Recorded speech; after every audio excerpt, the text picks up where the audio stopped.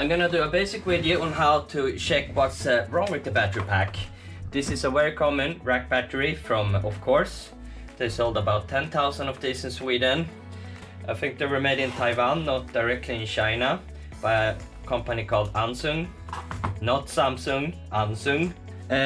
What you wanna do is you have to use a multimeter of some kind, a DC multimeter, and have the voltage range on for DC to check the voltage. This one actually have 41 volts in the discharge port, so that is good. And here you have the charging port. This one uses an RCA connector. They're a little tricky to read, but the positive is always in the middle, just like DC connectors. And you use the full multimeter and you pull it all the way in, and then you use the negative on the casing. And I get a reading of 41 volts. So that is still very good. However, these batteries are, I would call them defect for so many reasons. They are using LiPo cells that have a lifespan about 3 to 4 years. And this has a damaged label. I think it says 2015. They have identical ones on the inside. So when you know, now we know the voltage of the battery, it's 41, so this one should be able to charge and discharge. But as with all of these, they are almost never dead because they are from 2013 to 2016. They are not completely dead, they just have lost a lot of capacity. And these areas also have an indicator in the front. And I know for a fact that this indicator is not connected to the electronics. This indicator is connected directly to the battery. So it's quite easy to tell how the battery is doing. But of course, in this case, it's not working. And that is probably because it is water damaged or there's something wrong with the cable. Even if these batteries are down to just 5 volts, since they are directly connected to the BMS, you can still check if it has voltage. It has one red LED that shines red if it's between like 5 volts and 30 volts. And it has 4 additional blue ones. Best is to use an ordinary screwdriver, so you can always feel the pressure and adjust the pressure. Otherwise, if you're gonna use an electric screwdriver, then use low voltage and low power. This is just one lithium-ion cell, it's 3.6 volts. So it doesn't have that much power. That's because it's very easy to damage the threads. They're often using plastic threads, and here they have aluminium threads.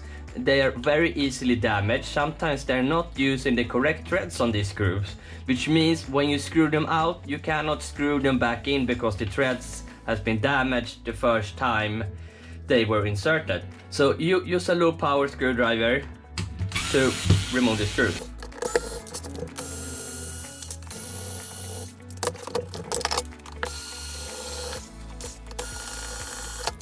Here you have the indicator cable. We can check the voltage there to see if it's the indicator or if there's something wrong otherwise. Now this one has 41 volts, so it's definitely the indicator that is not working. I can't see any corrosion or water damage. Nothing on the pin either.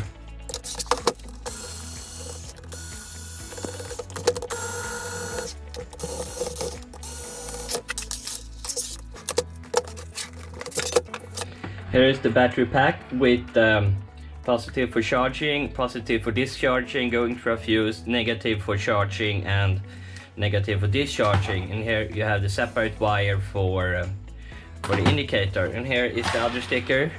This one is from 2014 in May. So this one is like 5 years old, even older.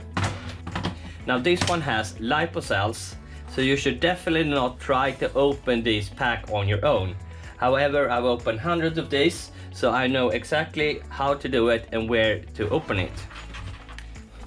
I know that the BMS is up here, so you can remove some of this silicone.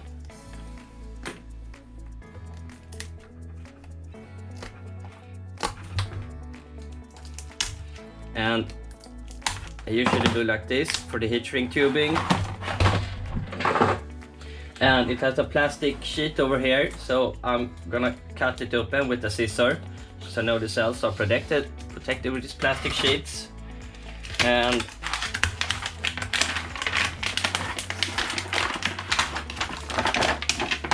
gonna remove the plastic. And since I know how this battery pack is built, I know that there's a EVA foam plate over here, so here is where I can cut it up. You can also start over here.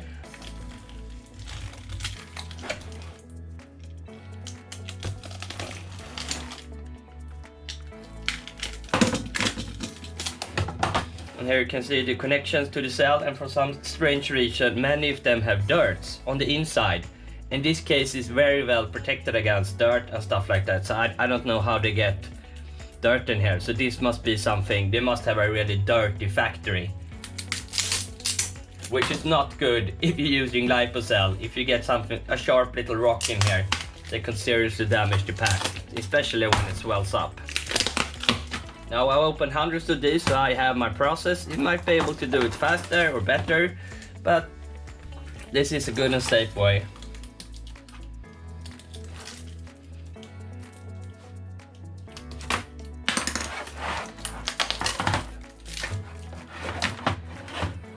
Removing the leads. Now we're gonna check the cells. Since it's 41 volts, I'm not expecting it to be any unbalanced cells. 4.13, 4.14, 4.15, 4.15, 4.14, 4.16, 4.15,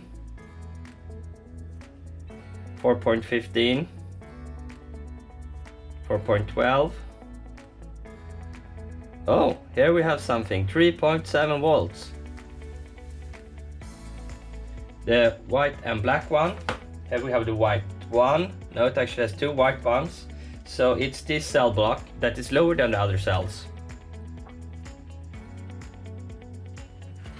Since these are lipocells, you cannot just remove cells and add new ones. And since this pack already has low capacity, we know what's wrong with this. It's 5 years old. It has some weak cells over here dying. I might test the capacity of this because I have a good setup to see how much capacity it has left.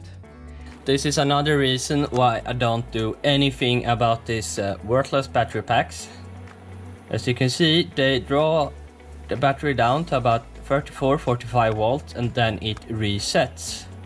Normally the BMS would rest for at least a few seconds, but this one keeps resetting, draining these damaged or low capacity cells to death almost. And you can see one of the cells were a little bit lower, but it still only has 4.3 amp hours left. 155 watt hours, so he could probably ride like 10 kilometers or so.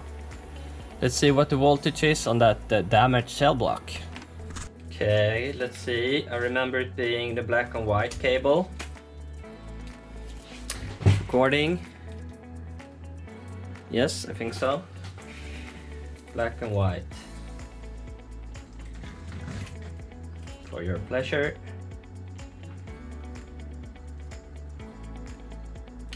As you can see, the voltage of this cell group is 3.5 volts or 3.6,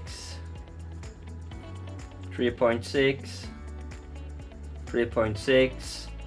I'm guessing almost 3.6, 3.6, 3.6, 3.5, 3.52.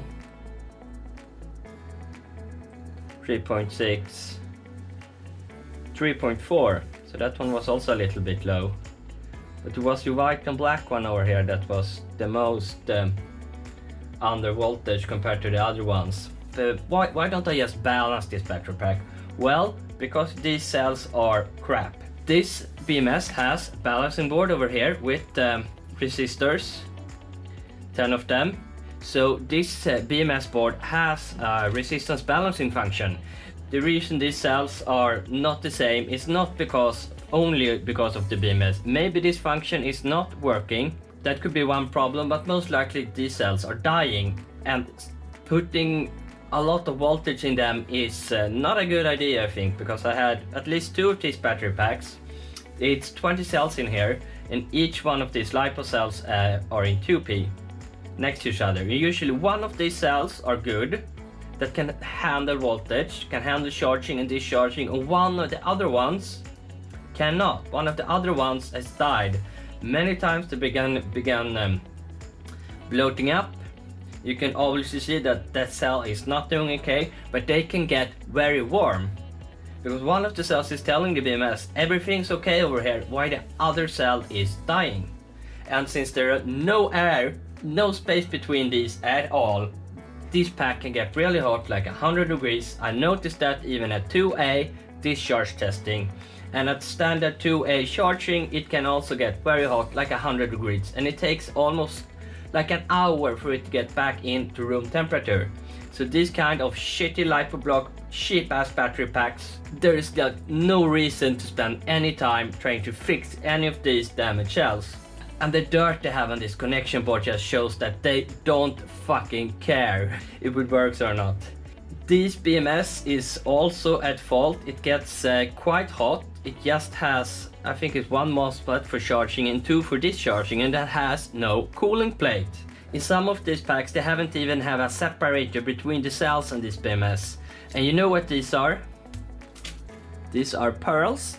The kind of things that your kids have at kindergarten, that they have just glued on here. Kind of genius if you think about it, but that's how they build battery packs at this manufacturer called Ansung, or whatever it is. So the BMS is not working properly. It shuts down when the cells are at 3.5.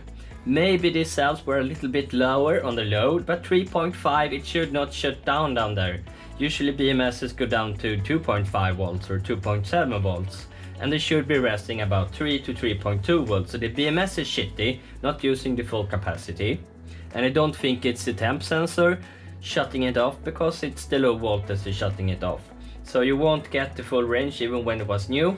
And the cells are shitty, they die after 3 or 4 years. But that's Chinese cells, they are so cheap, but they are not built to the perfection that they do in Korea and Japan. They are built just to make sure they can handle the 1-year warranty and the 3-year extended warranty that we have in Europe.